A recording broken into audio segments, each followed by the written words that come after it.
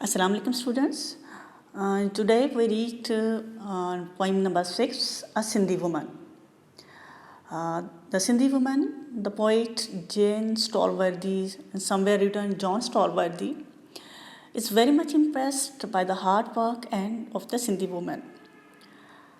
In fact, this poem is a tribute to hard work. It is about the fact that hard work keeps one fit and smart. A woman with a stone jar on her head walks barefoot. She sways her body. उसकी जिस्म जो है वो लहराता है, but never lets jar fall from her head. लेकिन अपना jar या अपना जो घड़ा है या मटका है अपने सर से वो नहीं गिरने देती. Wind blows and the cloth is away from her face. She walks straight like a sea wave. जैसे लहरों की हरकत होती है वो इस तरह से चलती है. The poet is old and his back is bent. He wishes to be young again like the woman. Now we read the text of the poem. Barefoot through the bazaar and win the same undulant grace. Barefoot, नंगे पाँव यानी सिंधी औरत नंगे पाँव बाजार में से गुजरती है. And with the same undulant grace, और लहर जैसी शान के साथ, यानी वो लहर जैसी शान के साथ चलती है. As the cloth blown back from her face, जैसे ही हवा से उसके चेहरे से आंचल पीछे लहराता है. She glides with a stone jar. तो वो stone jar का मतलब घड़ा भी हो सकता है, पत्थर का मर्तबा भी हो सकता है, और एक घड़े के साथ तेज़ी से चलती है. High on her head, जो कि ऊंचा उसके सर पे रखा हुआ है. And not a ripple on her tread, और उसकी चाल में कोई लड़खड़ाहट नहीं. Ripple मीन स्टैगर, लड़खड़ाहट. और इतना बोझ उठाने के बावजूद भी उसकी चाल में कोई लड़खड़ाहट नहीं है. You will see in explanation of these lines, the poet presents the picture of a Sindhi woman who is a symbol of grace. Grace कौन सी grace? Grace of hard work. Courage. She is going through the bazaar barefoot. उसकी आप मुश्किलात का अंदाज़ा लगा सकते हैं कि वो नंगे पाँव बाज़ार में से गुज़रती है. She walks with a wave-like motion amidst stones, heaps of rubbish, filth and pieces of glass. और रास्ते में जो कंकरियाँ बिखरी हुई हैं उसमें, और रबिश है, फिल्थ है, गंदगी है उसके रास्ते में बिखरी हुई, और शीशे की किरचियाँ भी हैं. All these things symbolize the hardships of life. ज़िंदगी की hardships को ये चीज़ें प्रेजेंट करती हैं. Her total focus is on her work. वो बिल्कुल इन चीज़ों से बेनियाज, उसका पूरा फोकस जो है अपने काम में है. She faces all these hardships the way quite majestically. बहुत शान से वो इन चीज़ों को, मुश्किलात को बर्दाश्त करती है. And she has covered her face with her headdress, यानी उसने दुपट्टे के साथ अपना चेहरा कवर किया होता है. लंबा सा घूंघट निकाला होता है ना सिंधी वुमेन ने. When the soft breeze blows it back, और जब हवा चलती है और उसका जो घूंघट है, उसका दुपट्टा पीछे हट जाता है, her face becomes visible, और तब उसका चेहरा वो दिखाई देता है. She's carrying a heavy stone jar on her head. Even then, अगरचे उसने अपने सर पे बहुत भारी मटका उठाया हुआ है, even then there is not a single ripple in her tread, और tread mean walk, gait.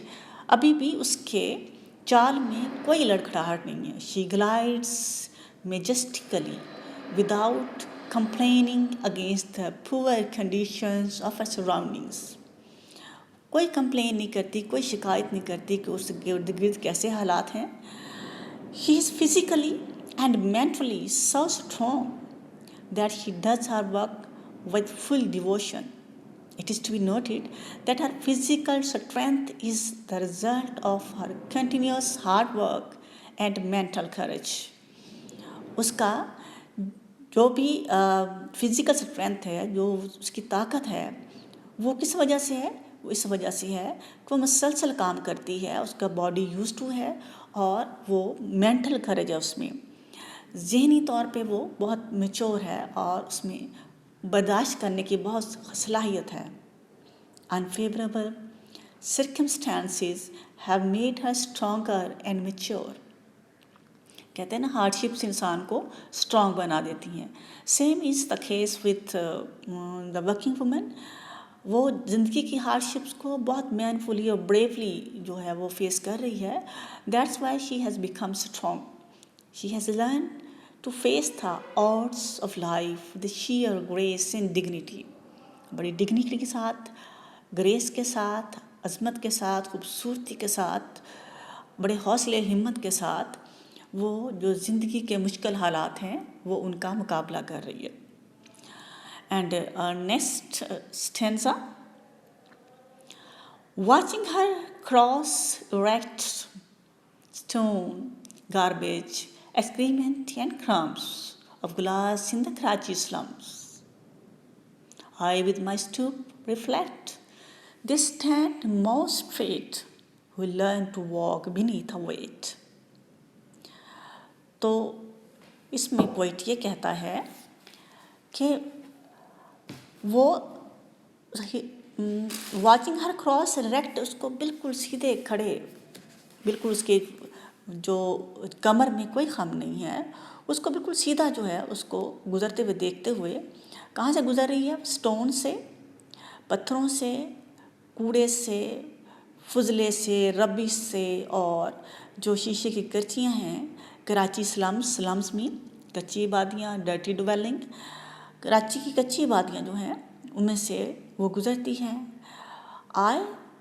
मैं विथ माई स्टूप मीन कहते हैं बेंट, यानी झुकी हुई कमर. और झुकी हुई कमर मीन उसकी एज को रिप्रेजेंट करती है, that the poet has grown old. और मैं अपनी झुकी हुई कमर के साथ सोचता हूँ, दे स्टैंड मोस्ट स्ट्रेट, वो लोग बिल्कुल सीधा खड़े होते हैं. सीधा मतलब बावकार तरीके से खड़े होते हैं. who learn to walk beneath a weight. वो जो weight here symbolize responsibilities, वो जो बोझ यानी जिम्मेदारियों के तले चलना सीख जाते हैं, वो बिल्कुल बावकार तरीके से ज़िंदगी की आंखों में आंखें डाल के वो चैलेंजेस को फेस करते हैं. In this second stanza,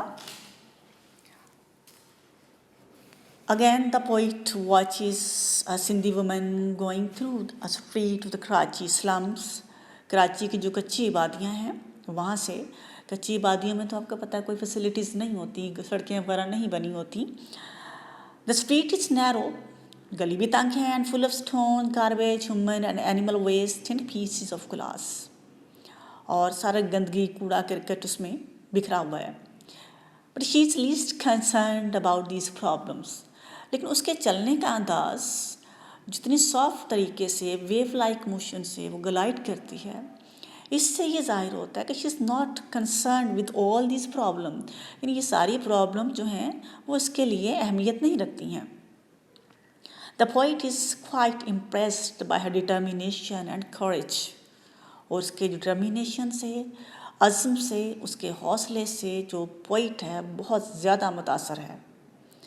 अगर हम पोइट की अपनी उसकी वो देख, जब वो कहता है कि आई विथ माई स्टूप बैंड, जो अपनी झुकी हुई कमर के साथ मैं सोचता हूँ, जब पोइट ये कहता है, इसका मतलब है the poet himself is with bent backbone, यानी उसकी जो कमर है वो झुकी हुई है.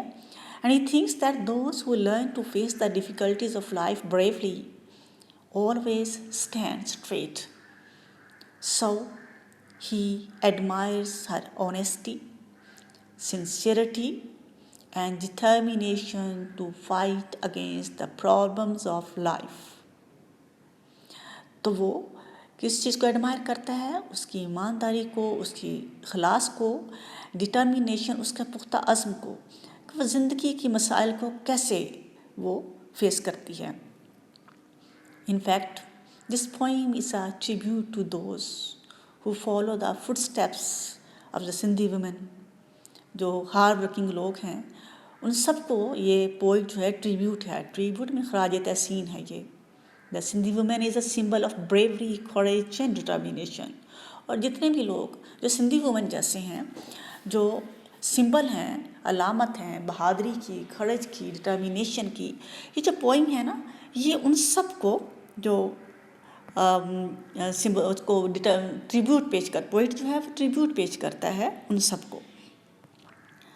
अगर हम सिनोनिम्स देखते हैं, synonyms grace, elegance, dignity, manner, undulant, wave like, smooth, glide, move smoothly, ripple, stagger, stumble, wobble यानी लड़खड़ाना, tread, walk, gait, pace, step, excrement, dung, diffuse जिसे फुजला कहते हैं, crumbs mean bits, pieces, slums, गैरोस, डर्टी ड्वेलिंग, कच्ची आबादी, और स्टुप, बेंड, रिफ्लेक्ट का मतलब होता है सोचना, थिंक, पॉन्डर, मेडिटेट।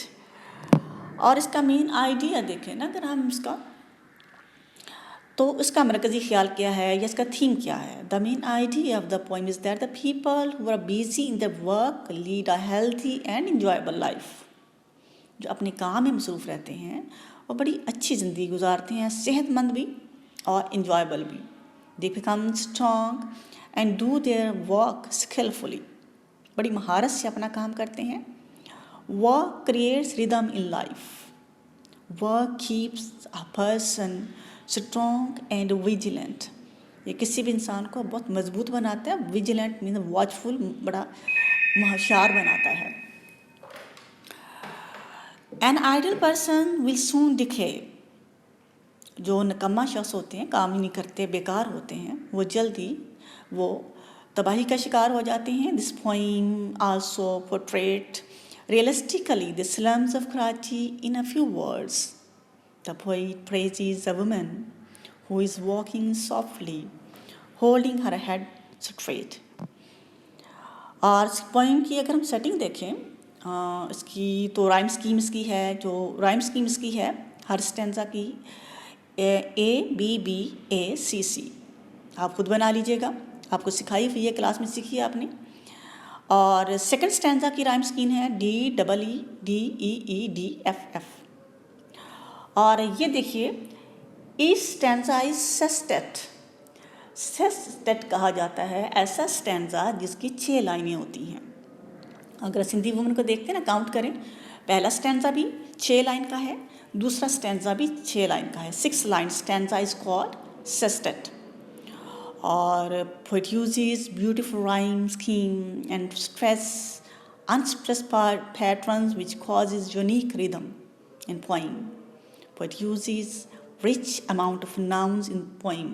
काफ़ी सारे इसमें जो है वो nouns यूज हुए हैं। शॉर्ट समरी इसकी अगर देखें, Sindhi women by John Stallworthy is the poet's description of a Sindhi women and its appreciation for the way she endures the hardships. जिस तरह से वो मुश्किलात को फेस करती है and foundations of conservative societies, और क़दामत परस्त जो सोसाइटीज़ हैं, माशरे हैं, उनकी जो बुनियाद है, such as the Middle East and India, जिस तरह के मिडल ईस्ट है और इंडिया है।